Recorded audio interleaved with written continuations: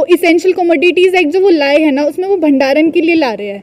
वो मंडियों में वो मतलब वो एक तरीके से भंडारण करेंगे तो वो मंडियाँ ख़त्म होती चली जाएगी।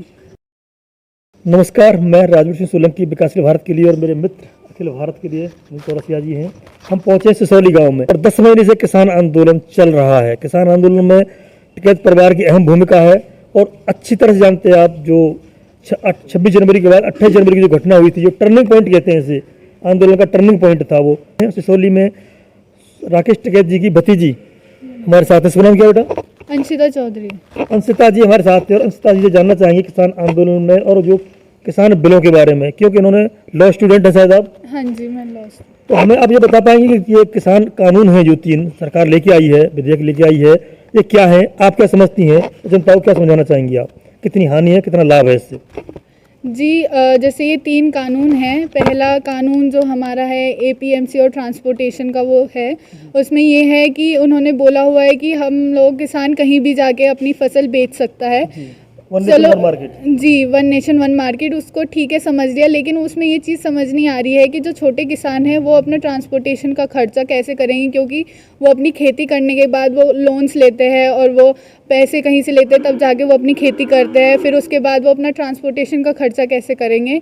तो उसमें ये सारी चीज़ें हैं और जिससे जहाँ तक लगता है कि इससे हमारी जो एपीएमसी जो हमारी मंडियाँ है वो ख़त्म हो जाएंगी, क्योंकि मंडियों में वो दाम जो एमएसपी है वो नहीं मिल रही है, वो बहुत कम दामों में मिल रही है। तो इस वजह से ये कानून जिसके हम अगेंस्ट है।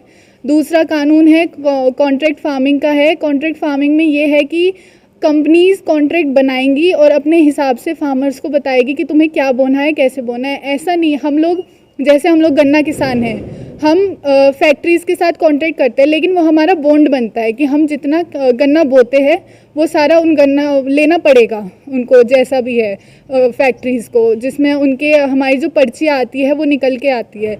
लेकिन अगर ये बिल आते हैं तो उसमें ये होगा कि मतलब वो हमें बताएंगे कि तुम्हें कौन सा बीज डालना है, कैसा डालना है, कितना डालना है, वो सारी चीज़ें बताएंगे। तीसरा है जो हमारा इसेंशियल कमोडिटी एक्ट है, उसमें ये है कि जो हमारी जो सारी ज़रूरत की चीज़ें, सीमित भंडारण की वो सारी चीज़ें वो हटा रहे हैं। वो एक तरीके से भंडारण के लिए बोल रहे हैं कि मतलब वो भंडारण करेंगी कंपनीज, फिर जब उनको लगेगा कि मतलब चीज़ें कम हो रही है वो बाहर निकालेंगी, महंगे दामों में निकालेंगी।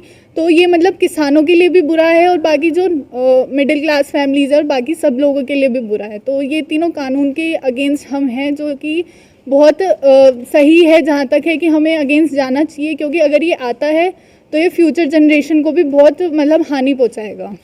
फ्यूचर जनरेशन के लिए हानि पहुंचाएगा। आपने पहले कानून में बताया 1 नेशन 1 मार्केट में छोटा किसान नहीं जा पाएगा, किंतु अभी देखा होगा 15 अगस्त के भाषण में माननीय प्रधानमंत्री जी ने बोला कि छोटे किसानों के हित में ही हम काम कर रहे हैं। उन्होंने बोला है छोटे किसानों के हित में, लेकिन ये तो एक छोटी सी हमारी सोचने वाली बात भी है कि मतलब वो कैसे अपना ट्रांसपोर्टेशन का भी खर्चा, क्योंकि कैसे निकाल पाएगा, क्योंकि बहुत छोटे छोटे फार्मर्स होते हैं जिनके पास 1 बीघा ज़मीन है, 2 बीघा ज़मीन है, तो वो कैसे करेंगे। नहीं, जैसे उन्होंने बताया कि पहली मंडी है, जो व्यवस्था है वो तो रहेगी। दूसरी व्यवस्था, वैकल्पिक व्यवस्था दी जा रही है आपके लिए। देखिए, मंडी का जो है ना, हमारा पहला बिल और जो 3rd बिल है वो ना इंटरलिंक्ड है, क्योंकि वो इसेंशियल कमोडिटीज़ एक्ट जो वो लाए हैं ना, उसमें वो भंडारण के लिए ला रहे हैं। वो मंडियों में वो मतलब वो एक तरीके से भंडारण करेंगे तो वो मंडियाँ ख़त्म होती चली जाएगी और मंडी से पहले भंडारण कर लेंगे वो। हाँ, वो मंडी से पहले वो भंडारण कर लेंगे तो वो मतलब वो चीज़ें ख़त्म होती जाएंगी, मंडियाँ ख़त्म होती जाएंगी, तो उन्हें दूर जाना पड़ेगा। वो मतलब 1st और 3rd बिल जो है वो इंटरलिंक्ड है एक तरीके से। दूसरा बताया आपने कॉन्ट्रैक्ट फार्मिंग, किंतु कॉन्ट्रैक्ट फार्मिंग कई बार बहुत सारे मैंने लेख पढ़े थे उसके ऊपर, और लोग कहते हैं कि अच्छी चीज़ है कि अच्छी फसल का हमें बीज मिलेगा, अच्छी फसल हम बोएंगे, अच्छा उत्पादन होगा हमारा, तो अच्छे रेट मिलेंगे हमें। तो इसमें कहाँ आपत्ति है किसानों को?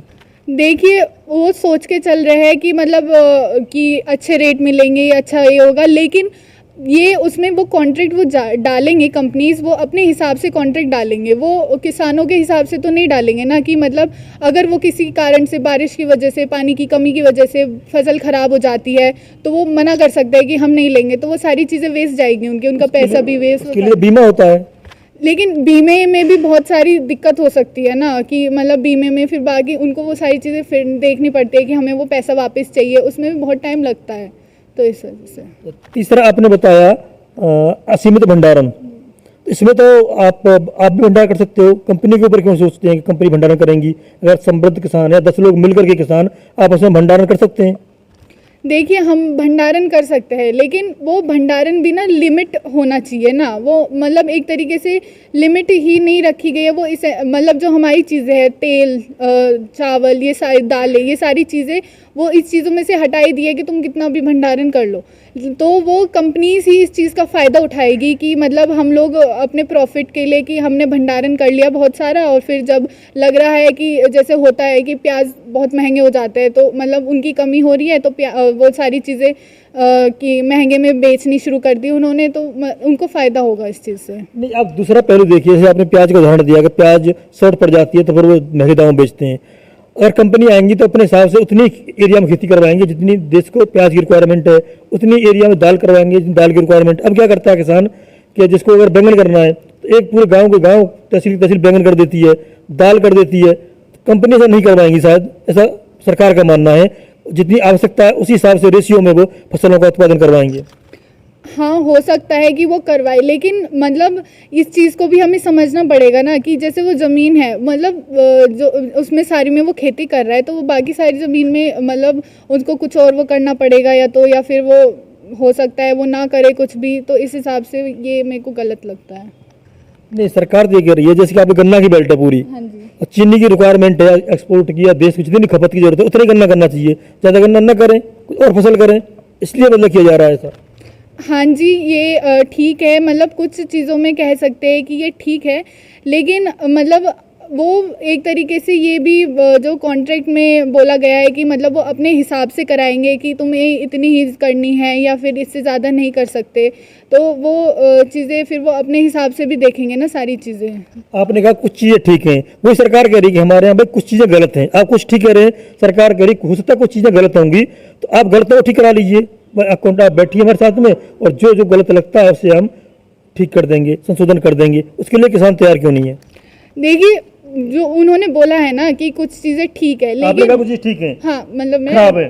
कि मतलब कुछ चीज़ें ठीक है और बाकी मोस्टली चीज़ें क्या है, वो चीज़ें ख़राब है। जो वो ख़राब चीज़ें हैं ना, वो ठीक चीज़ों को भी ना ख़राब कर रही है।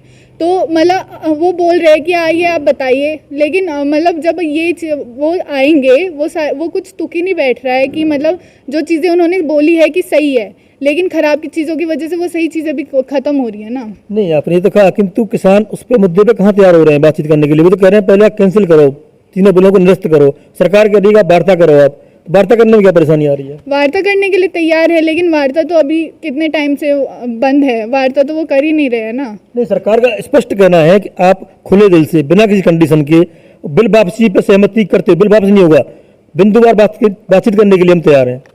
नहीं, ये इसके लिए तो नहीं मान सकते, क्योंकि वो तो सबका एक पॉइंट ऑफ व्यू है ना। क्योंकि मैं जैसे मेरे घर वाले खेती करते हैं, तो उन्हें ज़्यादा पता है कि क्या चीज़ें सही है क्या गलत है। मैं अभी पढ़ रही हूँ, तो मैंने अपना बता दिया।